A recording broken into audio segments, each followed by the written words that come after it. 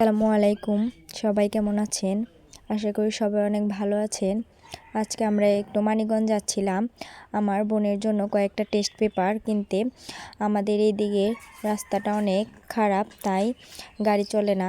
তাই আমরা চক দিয়ে যাচ্ছিলাম যেন আমরা তাড়াতাড়ি বাজারে গিয়ে তাড়াতাড়ি গাড়িতে উঠতে পারি। আর রাস্তা দিয়ে গেলে অনেক দেরি হবে, তাই আমরা চক দিয়ে যাচ্ছিলাম। চক দিয়ে অনেক রোদ ছিল, একদম গ্রীষ্মকালের মতো। চক দিয়ে যেতে অনেক ভালো লাগছিল আশেপাশের প্রকৃতির জন্য।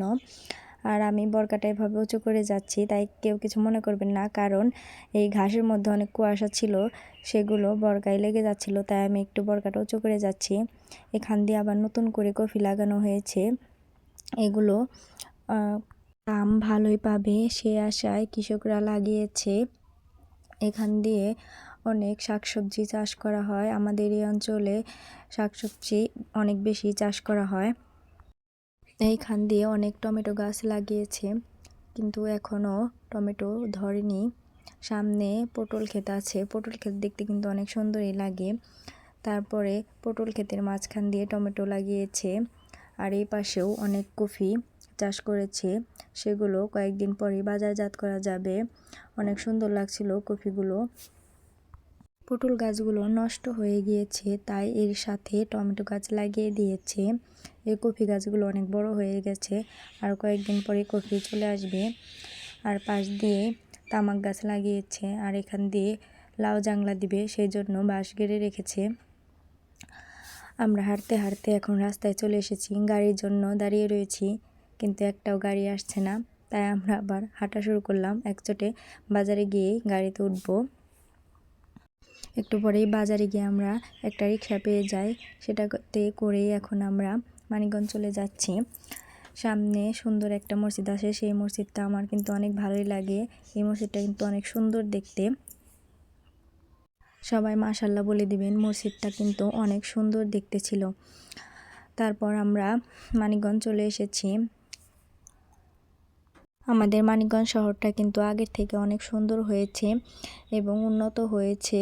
এই পাশে রাস্তাটা নতুন করেছে, অনেক সুন্দর দেখা যাচ্ছে দুই রাস্তা। তো আমরা এখন মানিকগঞ্জ বাস স্ট্যান্ডে এসে পড়েছি। তারপর আমরা এখান থেকে টাউনে চলে যাব। আমার বোন আমাদের জন্য অপেক্ষা করছে, তারপর ওকে নিয়ে আমরা বইগুলো কিনতে যাব। আমার বোন আমাদের থেকে আগে এসে আমাদের জন্য দাঁড়িয়ে রয়েছে। এরপর আমরা ওকে নিয়ে বইয়ের দোকানে চলে আসলাম। এখান থেকে ওর জন্য কিছু টেস্ট পেপার কিনে নেব। আমার বোন এবার এসএসসি পরীক্ষা দেবে, সবাই ওর জন্য দোয়া করবেন, ও যেন পরীক্ষায় ভালো রেজাল্ট করতে পারে। এরপর আমার বোন ফুচকা খেতে চেয়েছিল, তারপর ওকে আমরা ফুচকা খাইয়ে ফুচকা খেয়ে আমরা অন্য আরেকটা দোকানে চলে যাব।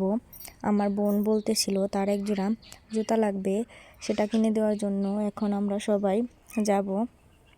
তো আমরা এসে জুতা দেখতেছিলাম।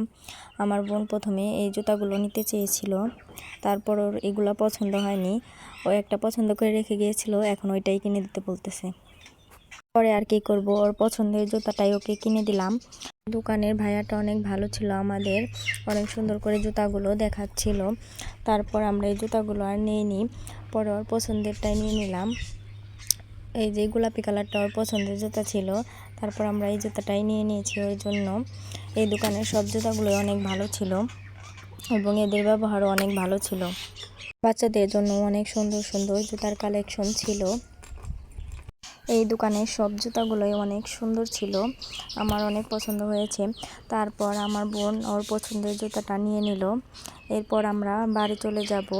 বাড়ি যেতে যেতে আমাদের বিকেল হয়ে গেছে। এরপর কি সুন্দর সর্ষে ক্ষেত, একদম হলুদ হয়ে আছে। আমাদের বাড়ির আশেপাশে এবছর কোনো সরিষা ফুল নেই, শুধু ভুট্টা ক্ষেত আর তামাক ক্ষেত। এবছর আমাদের এখানে কেউ সরিষা চাষই করেনি।